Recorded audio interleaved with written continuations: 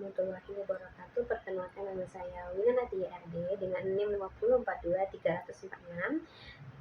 Saya dari kelas 3B Manajemen Keuangan Syariah. Di sini saya akan menjelaskan beberapa materi dari mata kuliah Manajemen Pemasaran Syariah dengan dosen pengampu Ibu Nur Rahmat Sari Putri, SE MBA. Nah, seperti yang telah saya jelaskan tadi, saya akan menjelaskan beberapa materi tersebut. Yang pertama, melakukan atau menganalisis strategi bisnis Starbucks dan identifikasi faktor apa yang menyebabkan Starbucks itu tidak mampu mengembangkan pasarnya di Australia. Dan yang kedua, melakukan analisis terhadap atau melakukan analisis bagaimana kebijakan file sharing tersebut dapat mempengaruhi strategi pemasaran di perusahaan dan bagaimana perusahaan menanggapi kebijakan tersebut. Baik, kita masuk materi pertama, yaitu melakukan atau menganalisis strategi Starbucks dan identifikasi faktor apa yang menyebabkan Starbucks itu tidak dapat berkembang di Australia. Nah, sebelumnya kita harus mengenal Starbucks itu. Apa sih Starbucks itu? Nah, Starbucks itu adalah sebuah perusahaan kopi terluas dan terbesar di dunia, dan beberapa telah tersebar di seluruh negara yang ada di dunia ini. Nah, Starbucks ini berdiri pada tahun 1971, yaitu bertepatan dengan 30 Maret.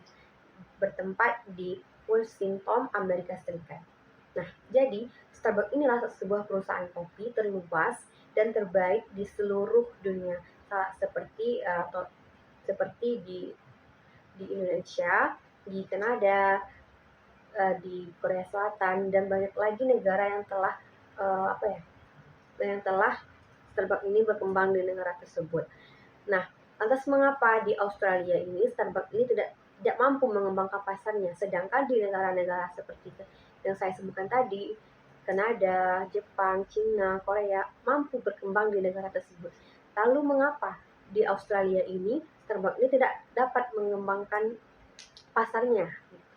Nah, yang pertama, kita perlu melakukan analisis STEP, segmentasi, targeting, dan posting. Nah, pertama itu adalah segmentasi. Segmentasi ini dibagi menjadi dua lagi, yaitu demografis dan psikografis. Demografis ini adalah Starbucks menargetkan konsumen muda, kaum sosialita, mahasiswa, dan kaum muda, atau yang terutama orang pekerja kantoran. Nah, kenapa Starbucks menargetkan mereka tadi? Karena orang-orang ini nominalnya itu lebih terbiasa nongkrong di kafe untuk mengerjakan tugas atau pekerjaan lainnya. Yang kedua itu ada psikografis. Psikografis ini maksudnya adalah Starbucks ini menarik bagi pelanggan yang mengutamakan kualitas, pengalaman, dan gaya hidup mereka. Dan selanjutnya itu ada targeting. Target Starbucks adalah Starbucks ini lebih memfokuskan kepada pelanggan urba atau yang menghargai kopi yang berkualitas.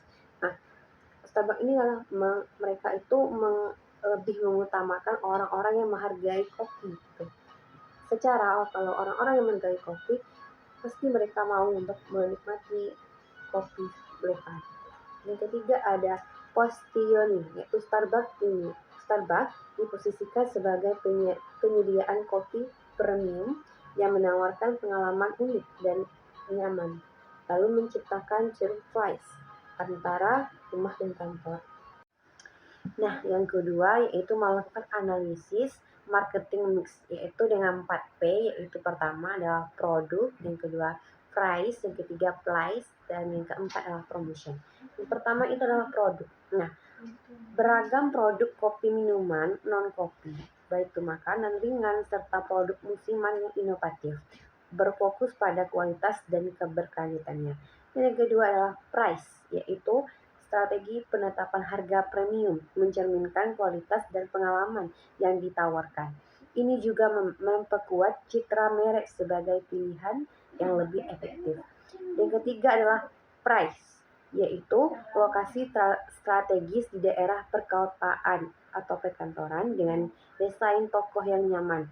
Starbucks juga meningkatkan kehadiran digital melalui aplikasi dan layanan pengiriman. Nah, melalui aplikasi dan pengiriman inilah yang sedikit mempermudah mereka untuk mempromosikan produk mereka. Yang selanjutnya yang terakhir adalah promotion.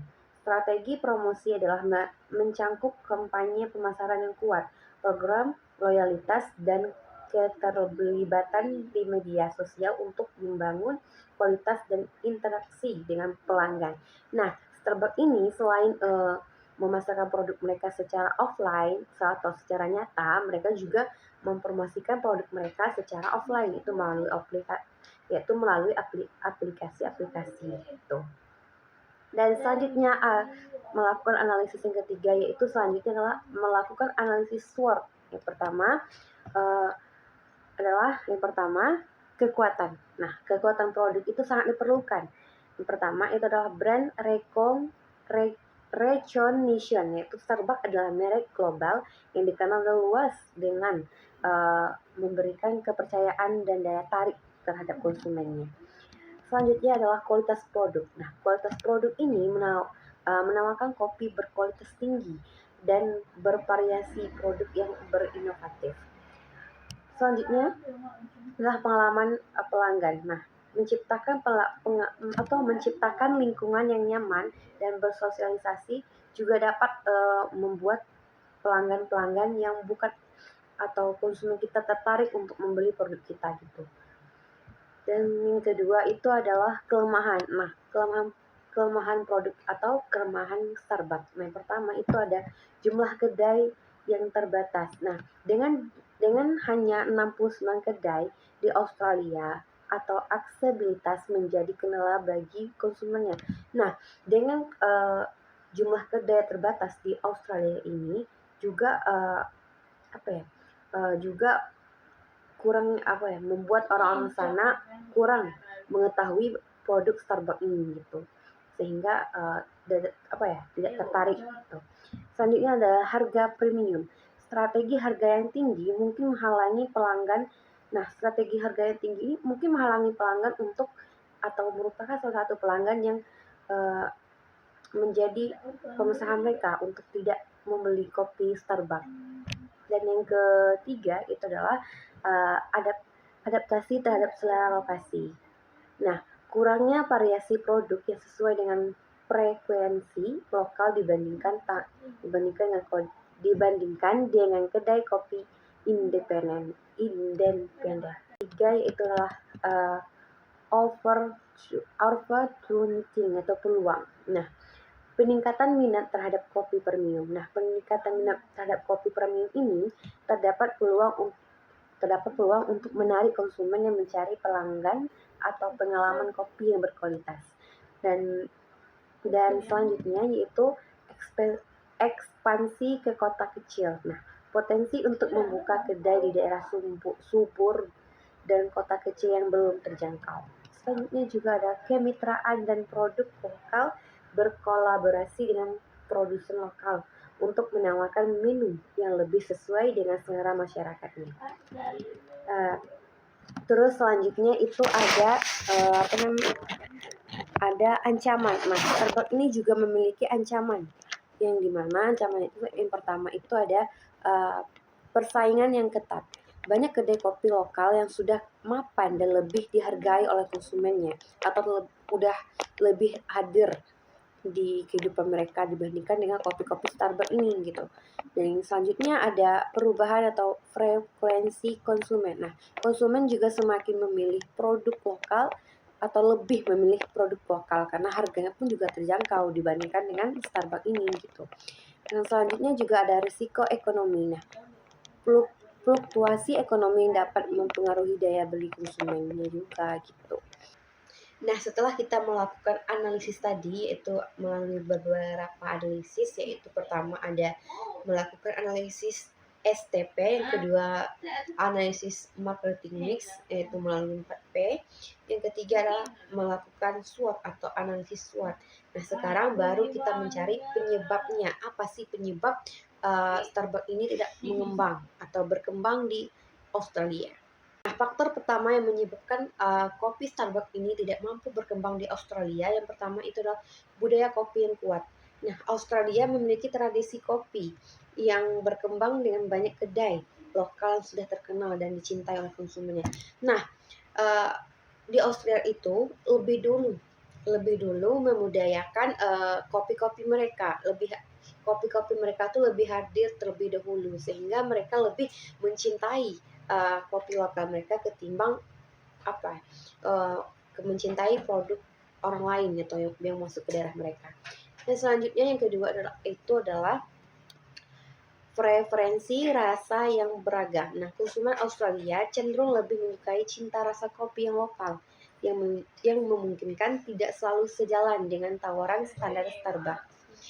Dan yang ketiga itu adalah regulasi bisnis dan persaingan. Nah, lingkungan bisnis yang kompetitif dengan banyak kedai kopi independen serta regulasi juga memungkinkan lebih ketat gitu. Dan yang keempat atau yang terakhir itu adalah aksesibilitas yang terbatas. Maksudnya itu adalah dengan hanya ada 69 kedai kopi, banyak konsumen tidak memiliki akses mudah untuk mengurangi kesadaran mereka dan merek gitu. Nah, dengan hanya adanya 69 kedai kopi yang tersedia di Australia, ini juga mungkin bisa menyebabkan mereka sedikit tahu gitu loh. Tidak semua penduduk Amerika tahu tentang produk Starbucks ini gitu. Selain harganya mahal dan kedai kopi yang sedikit pun juga menjadi penyebab Starbucks ini sulit untuk dikenal oleh orang-orang di Australia gitu. Nah, jadi Starbucks mengalami tantangan dalam mengembangkan pasarnya di Australia, yaitu dikarenakan pertama satu, karena disebabkan keempat faktor tadi gitu. Salah satunya yaitu karena mereka lebih memilih kopi lokal. Karena mereka lebih memilih kopi lokal ketimbang untuk minum kopi lain. Karena mereka tuh telah terbiasa dengan kopi mereka, telah nyaman dengan kopi dan rasa kopi mereka sehingga mereka sulit untuk menerima kopi dari luar untuk masuk ke daerah mereka gitu. Dan yang kedua ada juga dikarenakan dengan kombinasi dari kekuatan merek dan produk yang berkualitas namun terhalang oleh kelemahan dalam hal aksesibilitas, yaitu di hal akses tadi gitu, dan adaptasi terhadap frekuensi lokal. Nah, untuk meningkatkan keberhasilan Starbucks perlu memanfaatkan peluang dan mengatasi ancaman melalui strategi yang lebih lokal dan inovatif.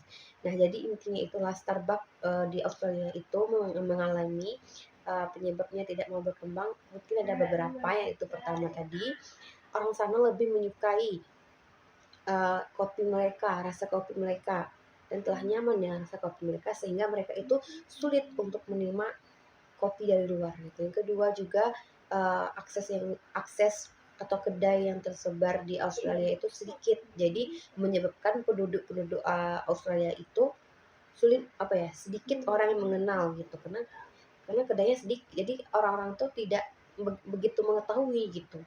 Dan selain itu juga harganya pun mahal gitu, tidak terjangkau dengan beberapa orang, makanya orang tuh lebih milih produk lokal atau kopi orang-orang lokal gitu. Baik, kita masuk materi yang kedua, yaitu melakukan analisis pengaruh kebijakan friendshoring terhadap strategi pemasaran perusahaan. Nah, yang pertama itu adalah dampak kebijakan friendshoring. Yang pertama itu ada dampaknya itu pertama prioritasasi pasar atau perusahaan perlu fokus pada negara-negara yang memiliki hubungan geopolitik yang baik. Ini mengharuskan mereka untuk mengidentifikasi pasar baru yang dianggap teman dan menyesuaikan strategi pemasaran gitu untuk memenuhi kebutuhan dan frekuensi konsumen di negara-negara tersebut gitu. Dan dampak yang kedua itu adalah penguatan hubungan dengan mitra. Nah, penguatan hubungan dengan mitra ini juga diperlukan gitu karena perusahaan harus membangun kemitraan yang kuat dengan pemasok dan distributor di negara-negara yang dipilih. untuk memastikan keberlanjutan rantai pasokan dan meningkatkan daya saing gitu. Dan dampak yang ketiga yaitu menyesuaikan produk. Nah, maksudnya produk harus disesuaikan agar sesuai dengan budaya dan frekuensi lokal di negara-negara yang menjadi fokus baru gitu. Nah, ini dapat mencangkup pengembangan produk baru atau modifikasi produk yang ada gitu. Selanjutnya, dampak yang keempat yaitu strategi dan harga. Nah, strategi harga ini juga adalah kebijakan baru yang mungkin memengaruhi budaya pengadaan yang mengaruhi biaya penggandaan dan produksi, sehingga perusahaan perlu gitu untuk meninjau strategi harga merek untuk tetap berkompetitif. Dan yang analisis yang kedua itu adalah respon perusahaan terhadap kebijakan terhadap perubahan kebijakan. Nah, perusahaan itu juga harus menanggapi tentang perubahan kebijakan tersebut. Nah, perusahaan yang menanggapi itu pertama, perusahaan harus analisis pasar. Nah, perusahaan harus melakukan analisis pasar yang mendalam untuk memahami kondisi geopolitik dan preferensi konsumen di negara-negara yang baru dan ditargetkan gitu. Nah, melakukan analisis ini sangat perlu bagi perusahaan untuk mengetahui apa saja sih dampak dari perubahan ini gitu. Dan respon yang kedua itu ada diversifikasi pasar. Nah, diversifikasi pasar adalah mengembangkan strategi diversifikasi untuk mengurangi ketergantungan pada pasar tradisional dan mengeksplorasi peluang baru di negara-negara yang lebih bersahabat gitu. Kalau kita berteman dengan negara-negara yang tidak bersahabat, mungkin perusahaan kita atau bisnis kita akan down atau anjlok gitu. Dan respon yang kedua, kemitraan strategis. Nah, kemitraan strategis ini juga diperlukan gitu untuk membangun aliansi dengan perusahaan lokal dan untuk meningkatkan penerimaan produk dan akses ke pasar baru gitu. Dan tanggapan yang selanjutnya yaitu adalah inovasi dalam pemasaran. Nah, mengadaptasi strategi pemasaran untuk menonjolkan nilai-nilai yang relevan bagi konsumen di negara tersebut, seperti berkelanjutan atau dukungan terhadap produk lokal gitu. Dan tanggapan yang berikutnya itu adalah monitoring dan evaluasi. Nah, memantau dampak kebijakan terhadap operasi dan strategi bisnis serta melakukan penyesuaian yang diperlukan gitu untuk menghadapi perubahan pasar. Baik, itulah yang dapat saya jelaskan dari kedua materi tadi. Yang pertama itu adalah melakukan analisis strategi Starbucks di Australia, dan yang kedua adalah kebijakan friendshoring. Nah, jika terdapat kesalahan atau kesalahpahaman, mohon dimaafkan. Wassalamualaikum warahmatullahi wabarakatuh.